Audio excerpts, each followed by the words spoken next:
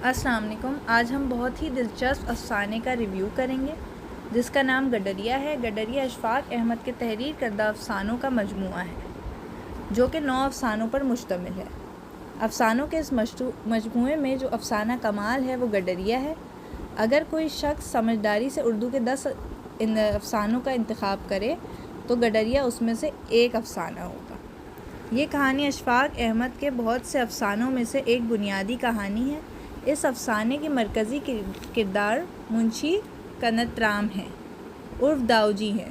داؤجی دراصل ایک ہندو ہیں جو بچپن میں ایک چرواہے تھے، لیکن ان سے دوستی کی وجہ سے وہ چنٹو سے منشی کنت رام بن جاتے ہیں۔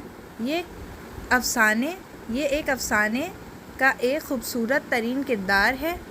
یہ ایک ہندو ہونے کے باوجود اسلام کے گرویدہ ہے جن کو عربی اور فارسی بہت پسند ہے، جنہوں نے قرآن مجید کے تمام پاروں کے نام یاد ہیں اور تمام کلمے یاد ہیں، لیکن سوسائٹی کے پریشر کی وجہ سے یہ اپنی اپیرنس ایسی رکھتے ہیں جس سے یہ ہندو لگیں۔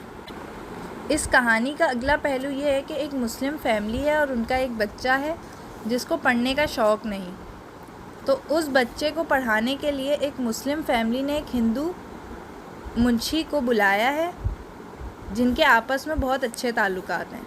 کہانی بہت خوبصورت ہے اس اعتبار سے کہ 2 خاندان مذہبی اعتبار سے تو مختلف ہیں لیکن ان کے آپس میں تعلقات بہت اچھے ہیں۔ اس افسانے میں ایک اور کیریکٹر ہے جس کا نام رانو ہے جو کہ ہندو اور مسلمان کے بیچ بہت تفریق رکھتا ہے۔ اس کے دل میں ہندوؤں کے لیے بہت نفرت ہے۔ اس کی وجہ سے یہ جب بھی داؤجی کے گھر کے سامنے سے گزرتا ہے تو وہ داؤجی کے حوالے سے کچھ نہ کچھ کہہ کر جملے کس کر گزر جاتا، ان کو اپنے آپ سے کمتر سمجھتا ہے۔ اس کہانی کا تیسرا پہلو یہ ہے کہ تقسیم ہند کا وقت آ جاتا ہے۔ یہ وہ وقت تھا جب ہندو اس علاقے کو چھوڑ رہے تھے جہاں مسلمانوں کی اکثریت زیادہ ہے اور مسلمان اس علاقے میں جا کے بس رہے تھے جہاں مسلمانوں کی اکثریت زیادہ ہے۔ اس افسانے کا دردناک پہلو یہ ہے کہ جو مسلم، ہندو، سکھ اور عیسائی آپس میں مل جل کر رہ رہے تھے، جن کے بیچ عقیدے اور مذہب کی کوئی آپسی میں مسئلے مسائل نہیں تھے، وہی اب ان کے بیچ کی دیوار بن گیا تھا۔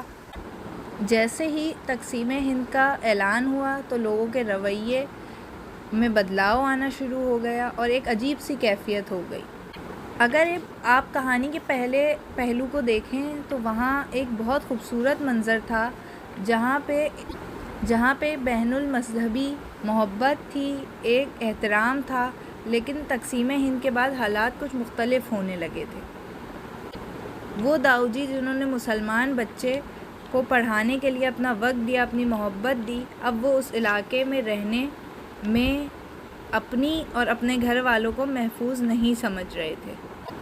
تو یہ ایک بہت مختلف اور مشکل کیفیت ہو گئی تھی۔ جب تک آپ اس افسانے کو نہیں پڑھیں گے جب تک آپ اس درد کو نہیں سمجھ سکتے۔ لیکن تقسیم ہند کے واقعات جو ہیں وہ بہت مشکل اور مختلف ہیں۔ ہونا تو یہ چاہیے تھا کہ ہم ایک اچھی زندگی دیکھ سکیں اور آنے والی نسلوں کو ایک اچھا پیغام دے سکیں۔